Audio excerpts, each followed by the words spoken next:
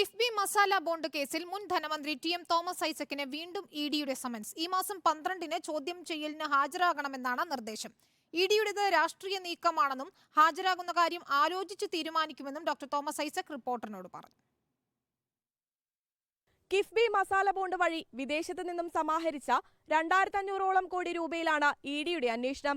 ED Thomas ഐസക്കിന് ആദ്യമയച്ച summons ഹൈക്കോടതി നിർദ്ദേശത്തെ തുടർന്ന് പിൻവലിച്ചതാണ്. വ്യക്തിഗത വിവരങ്ങൾ ചോദിച്ചുകൊണ്ടുള്ള സമൻസ് ഇഡിക്ക് തിരിച്ചടിയായിരുന്നു. അന്വേഷണവുമായി മുൻപോട്ടു പോകാമെന്ന ഹൈക്കോടതി നിർദ്ദേശത്തെ തുടർന്നാണ് വീണ്ടും തോമസ് ഐസക്കിന് ഇഡി നോട്ടീസ് അയച്ചത്. ഇഡി ഉന്നത ഉദ്യോഗസ്ഥർ ചേർന്ന യോഗത്തിനും നിയമോപദേശം തേടിയതിനും പിന്നാലെയാണ് തോമസ് ഐസക്കിന് നോട്ടീസ് നൽകിയിരിക്കുന്നത്.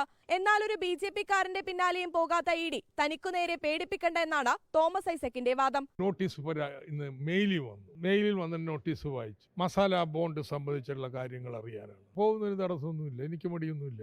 പേടിപ്പിക്കാൻ നോക്കരുത്. അങ്ങനെയൊന്നും പേടിക്കാൻ തീരുമാനിച്ചിട്ടില്ല. ഇവരുടെ ഒരു രാഷ്ട്രീയ നീക്കമാണ്, അതിനെ രാഷ്ട്രീയമായിട്ട് തന്നെ നേരിടും. തോമസ് ഐസക്കിന് പിന്നാലെ കിഫ്ബി മുൻ സിഇഒ കെ.എം. എബ്രഹാമിനും വരും ദിവസങ്ങളിൽ ഇഡി നോട്ടീസ് അയക്കും. കരുവന്നൂർ കള്ളപ്പണ ഇടപാട് കേസിന് പിന്നാലെ കിഫ്ബിയിലൂടെ CPM-നെ പ്രതിക്കൂട്ടിലാക്കാനാണ് വീണ്ടും ഇഡിയുടെ നീക്കം. വീഡിയോ ജേർണലിസ്റ്റ് ജിതിൻ ജോസഫിനോടൊപ്പം reporter Surya Suji, in Reporter, Kochi.